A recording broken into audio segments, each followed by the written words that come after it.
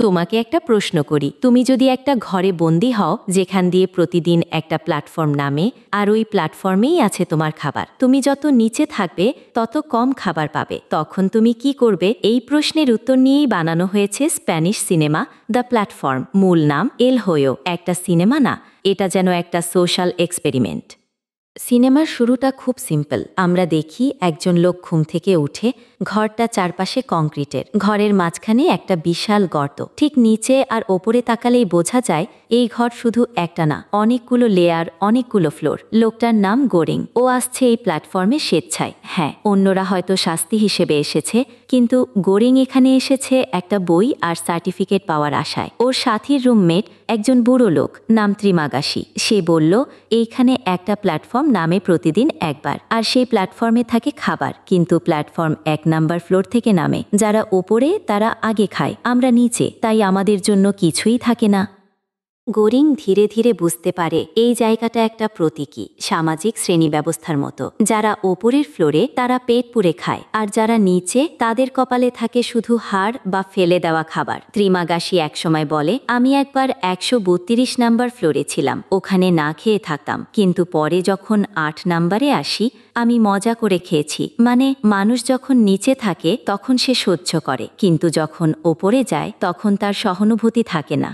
কিন্তু এখানেই সিনেমা থেমে থাকে না। এই ঘরে মানুষ প্রতি মাসে একবার করে র্যান্ডমলি এক ফ্লোর থেকে অন্য ফ্লোরে স্থানান্তরিত হয়। মানে আজ তুমি 6 নাম্বার ফ্লোরে ভালো খাও, কিন্তু পরের মাসে হয়তো 202 নাম্বারে গিয়ে না খেয়ে মরে যাচ্ছ।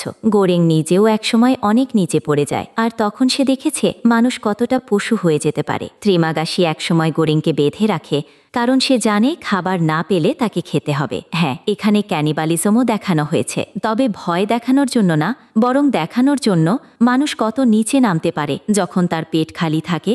এভাবে গোরিং একে একে দেখেছে নানা রকম মানুষ, বিভিন্ন ফ্লোর আর তাদের আচরণ। এক ফ্লোরে এক নারী আছে, নাম মিহারু, যে প্রতি মাসে প্ল্যাটফর্মে চড়ে নিচে যায় তার বাচ্চাকে খুঁজে বের করতে। অনেকে বলে এখানে বাচ্চাদের থাকার নিয়ম নেই, তাহলে সে কেন খুঁজছে? এই প্রশ্ন একটা রহস্য হয়ে থাকে পুরো সিনেমা জুড়ে।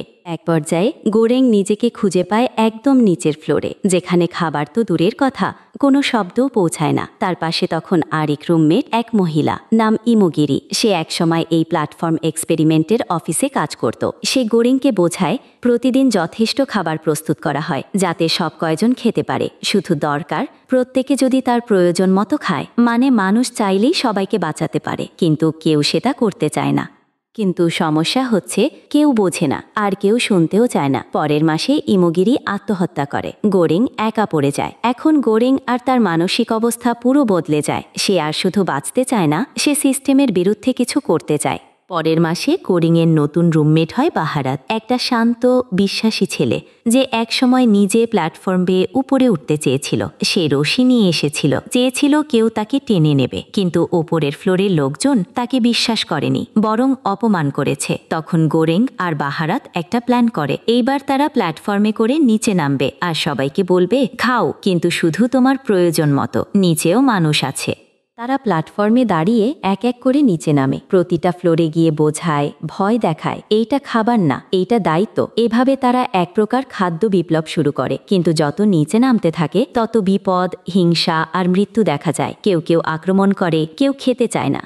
তারা একসময় প্ল্যাটফর্মে দাঁড়িয়ে যুদ্ধ করতে থাকে। তাদের নিজেদের খাবার থাকে একটাই, একটা পান্না গোটা মিষ্টি খাবার, যা তারা ঠিক করে কেউ খাবে না, এইটা হবে পাটা। যদি এটা একদম নিচে গিয়ে আবার উপরে ফিরে যায়, তাহলে উপরে থাকা কর্তৃপক্ষ বুঝবে নিচে কেউ এটা খায়নি, মানে কোনো একতা এসেছে।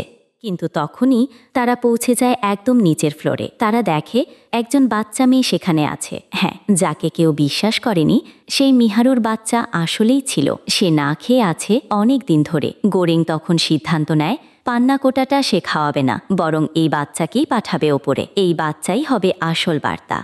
গোরিং প্ল্যাটফর্মে বসে থাকে, মেয়েটাকে তুলে দেয় প্ল্যাটফর্মে। সে নিজে আর ওঠে না। তার মনোভাব এমন, আমার কাজ শেষ, আমি নিজে বার্তা না, বার্তাটা হলো মেয়েটা। ওই বাচ্চা দেখাবে সিস্টেমের মধ্যেও ভবিষ্যৎ আছে।